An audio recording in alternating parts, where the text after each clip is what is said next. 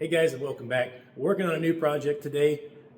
It's been unofficially named Herby because it's a derby car. We're going to try to get this thing running and driving as cheap as possible. So let's get into it, see what we need, and go from there.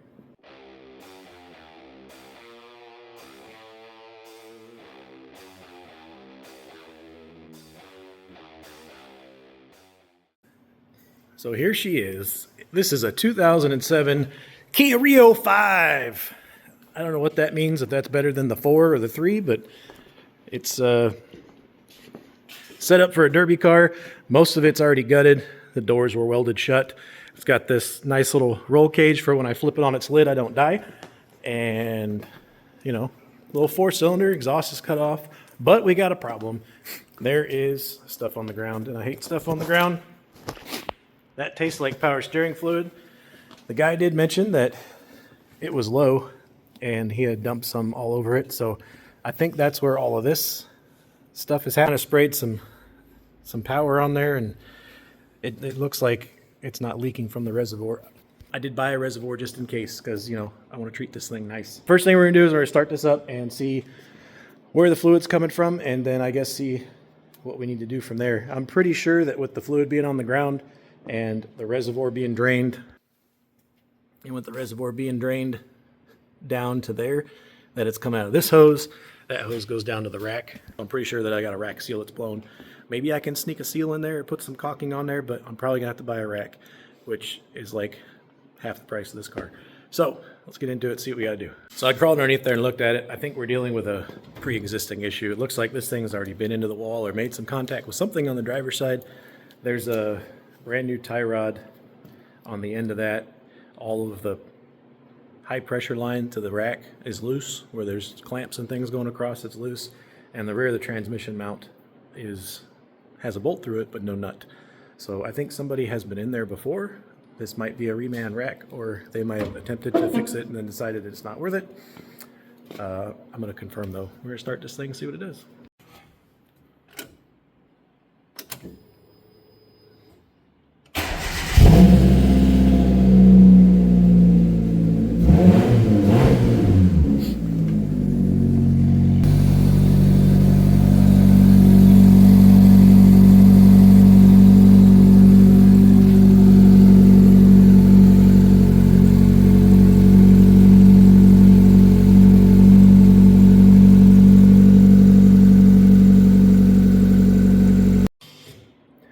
Yeah, it's leaking out of everything.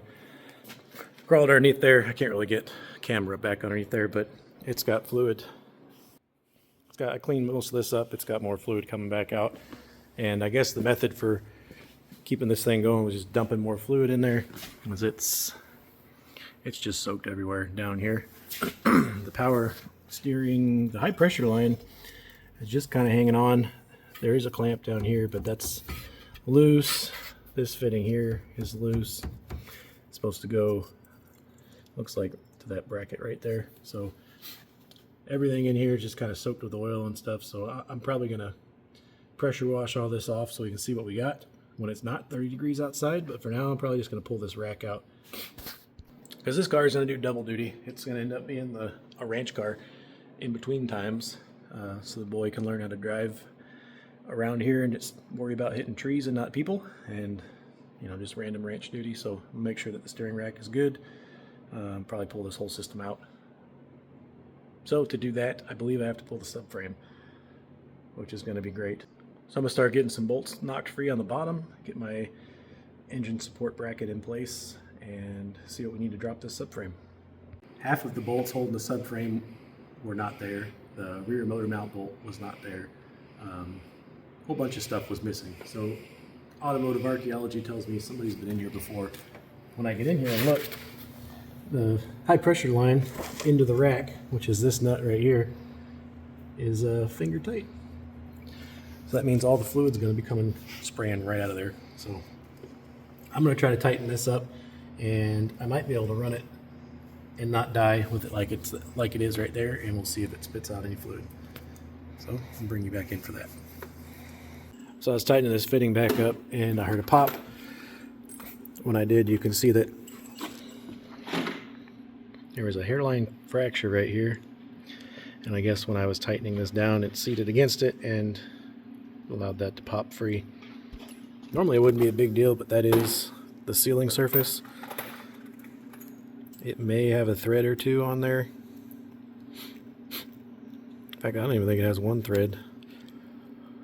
Try to hold that high strength line in there, high pressure line. So that means new rack. Well, I have to order parts, I guess. So I kept moving on with a couple other things that need to be done on this today while we're out here. The fuel pump cover had no gasket on it, and this thing is open to the elements. So I put some Tide Pods on it. That'll help hold it while it dries. I put some silicone around there. Hopefully get some, keep the water out of the gas. And then this monstrosity. I had my camera going, but I guess it decided it was on a break today. It did not record. I just took a Sawzall and cut like that this piece of the trunk lid out and screwed it back up here because I took some of this out also. Just wanted to add a little bit of structure back here and to keep hands off the little razor sharp parts. But what this is going to be is this is now the truck bed for the Kia Rio. If you weren't aware, this was an option. Screwed a piece of wood down on there. That way the boy here can go get the trash and take it up the hill. Hopefully not kill anybody and also get cans up there. So we'll see how that works out. All right, new year, new car parts. The rack from China for the Kia came in. We're going to get this thing installed. Looks way better, and you can see that the lines aren't all tweaked on it. Swapped over the little donut deal. Measured my tie rod ends. Got the tie rods on there because the new rack doesn't come with tie rods. We're going to get this thing close, and then we'll give it the old race car alignment that I do for all the cars. So we're going to get this thing in there and move on. It was thirsty. I filled this reservoir probably 3 different times. Pump wasn't pumping at first, so I was thinking maybe I had a pressure, something wrong with the pressure line down there, got kinked or something. Started it up again and cycled it back and forth, and immediately sucked all the fluid in. So started it, pump is full, the rack is full. This is, the reservoir is full. I think everything's good to go. Steering goes back and forth. I think now we're going to transition to trying to give this thing an alignment. So we're going to drop it down off the jack stands, and I'm going to take you guys along with how I do some redneck alignment stuff. Join me. Let's talk about toe. Not your big toe. We're talking about toe on the car. So that's basically if your tires are out or in, you can adjust that wherever your steering linkage is by control or the tie rods adjusting in and out. I made these little deals out of a U-bolt, some flat stock, and I think this is 3/4 tube.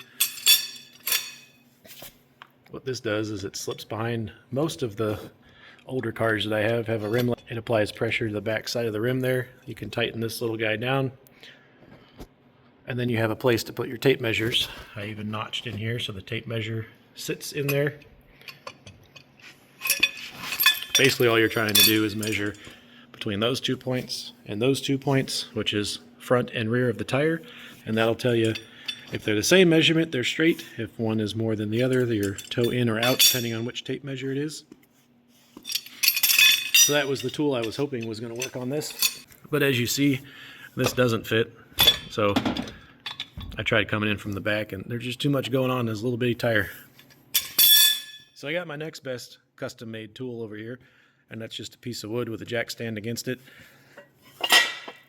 I am sitting on my turntables, and what that's going to allow me to do when I pull these pins here is as I adjust the tire, it's going to be free to move, so it's going to be easier to make adjustments.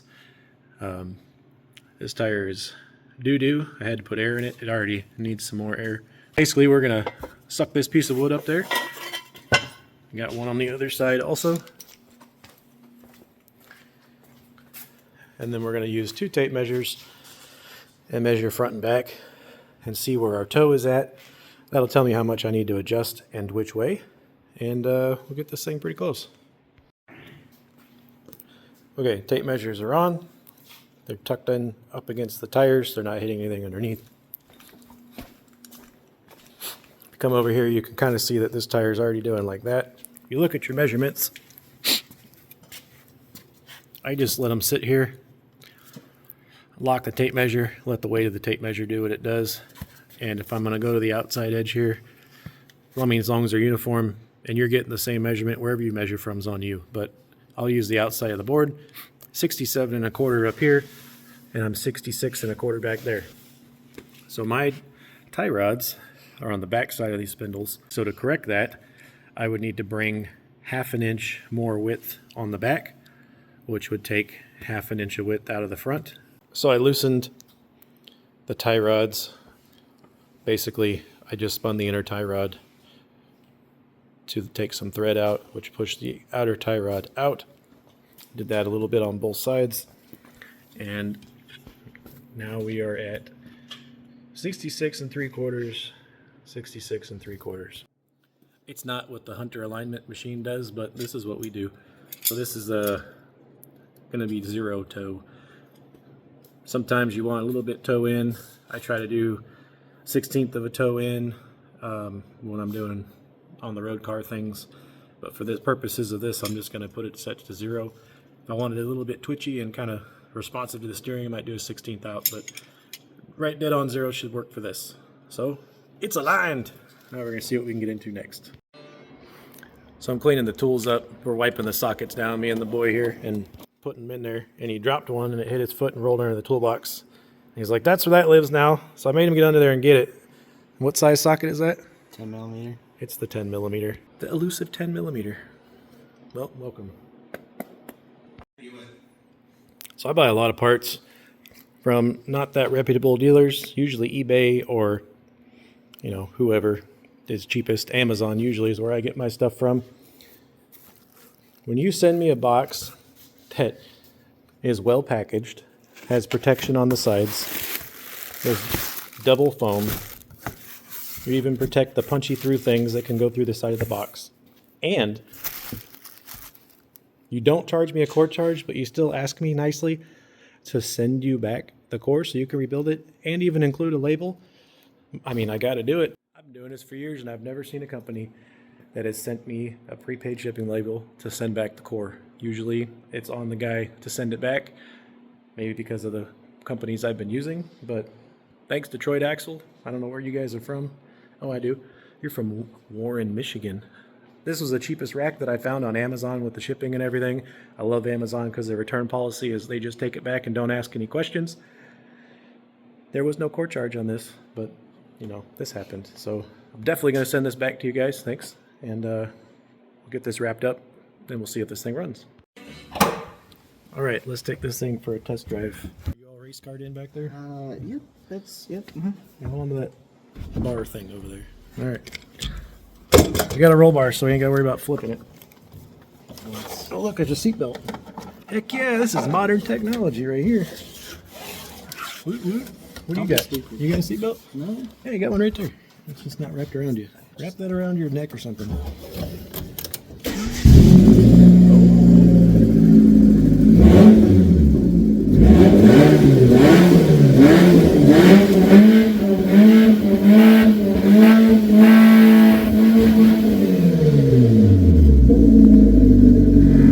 Alright, get that out of the way. I definitely have like a 6-inch drop coming off this driveway. That's fine. Oh, there's an e-brake. Heck yeah! How bad is this going to be?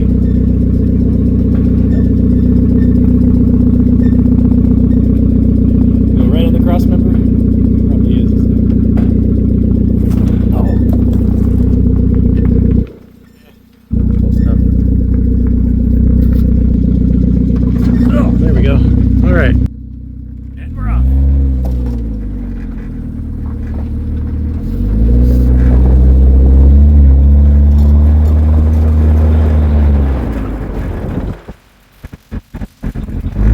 Can't go on the road. Let's go off the road. Tree. Oh god, telephone pole.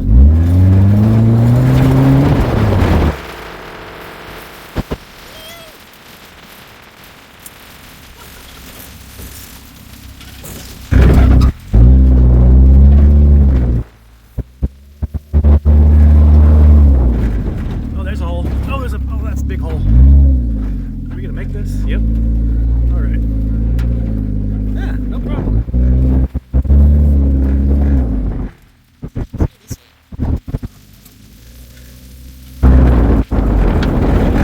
out, dog. We're doing hood rat stuff.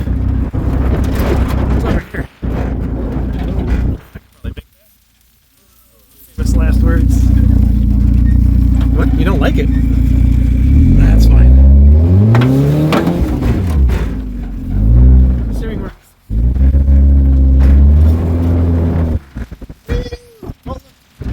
It's a little S turn. Let's go around the cones. Oh god, that's a tree. Can't go that way. Quick, cops is coming. Come on, Cletus. Ooh, we should do this backwards. Oh, there's a tree.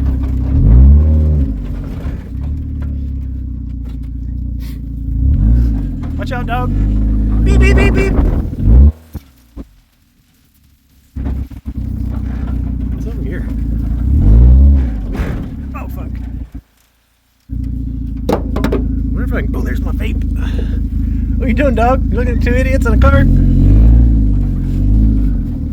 Watch out. Move it. Oh, that's close. Oh, yep, that's close over there, too. The maneuverability of this is just awesome. Move your butt. Get out of the way. God, the traffic out here is horrible. Move! Ah. Rush hour. Gonna work on this traffic.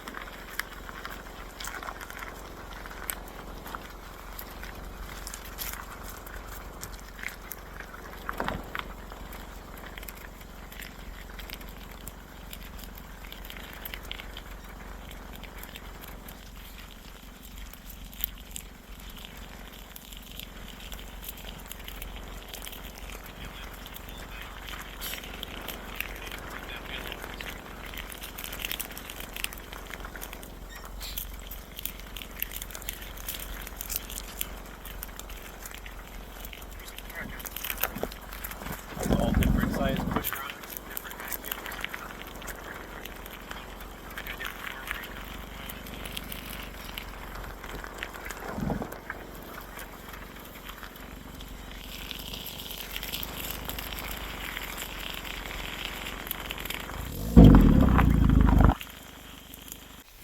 So this has a problem already. This door, you can see right there when you close this door, it gets behind the other door. You gotta like pop it like that.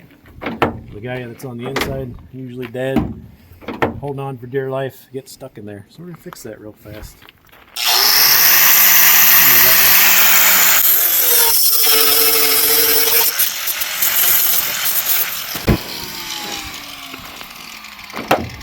That guy won't get stuck. Cool. What else we gotta fix on this? Probably should check the oil. Yeah. Yeah. Alright, go. Check the oil. It's the one that says OIL. Or if it's upside down, it might say 710. What else before? Huh? What else before? That's how you figure it out. Where's the engine at? Let's figure that out first. Okay, that's the engine. Somewhere near where you just pointed, is there a spot where I could put oil in that thing? That'd be where I would fill it, but that's not a way to check it though, right? No. What is something that's brightly colored that says OIL on it that I might be able to pull on and check the oil?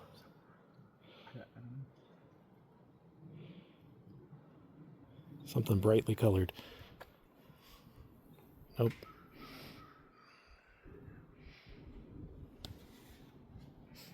Oh, yes. Is that the engine? You said the engine's over here, right? Is there something brightly colored? Hey, there you go. That may be hot. Put your rag, when you pull it out, put your rag over the end of it. Like this? Yep. And just pull that all the way out. Yeah, pull it out. Now wipe the end of it off. And as you get down there, you see there's little marks on the end? Mhm. Wipe it off, clean it off. Wipe the whole stick off. Okay, now turn the stick over so you can see the marks. Turn the stick over. There you go. See where it says F and L? That's full and low. So now that you cleaned that off and you got a clean stick, jam it in the jam hole. All the way down until it seats. Now pull it right back out. Now you just tested the fluid level. Now usually you hold it a little bit so you don't drip on your paint, but we don't have paint. Now where's that? Does it need oil or has it got? It's full. It's full? All right, stick it back in there. No, wait, pull it back out. I lied. See how that color? It's not dark and brown and looks like my soul. That means that it's probably got some life left to that oil in there, which is good. That saved you $30. Stick that back in there. Now, if it's by the L, what do you think you got to do? Might fill it. That means it's low. Yeah. Yep, just like my standards. So then if you look right there, what's that say? Oh, SAE 5W20. What do you think that means? And maybe tell you type of a oil? kind of oil. Well, let's go check the shelf. Do we have that kind? Needs what? 5W20? Yeah. Well, we do not have that blend, but here's a fun fact. Dad uses Rotella reduced engine. This is diesel truck oil. I use that on everything. So it's like Frank's Red Hot. You know what Frank's Red Hot is? The commercial is, I put that on everything. That's what we use at this house. All right, so we got the steering fixed on this. It drives a little bit sketchy, especially when that one's driving it. But now we got the little derby car ready to go. Got a few more little mods to do, I'm sure, but also this is going to do double duty as a side-by-side. Even though there's one seat, you can be beside yourself. So are you like super totes excited on God, for real, that you can drive that to the... Yeah. Yeah, I said all those things. But that's going to do it for this episode. I'm going to keep working on this thing. If you guys got any ideas, let me know. I'm thinking about some sort of stupid exhaust that goes through the back seat and out the hood with a little, or out the roof with a little flapper valve or something on it. He loves how I get crazy with things. I got some old towel rods that I might make a pretend little push bumper on the front or something like that, just so I can be hitting people with it. So yeah, thanks for watching. If you guys got any ideas what we need to do this, let me know. If not, then, don't let me know. We'll see you guys on the next one. Toodles!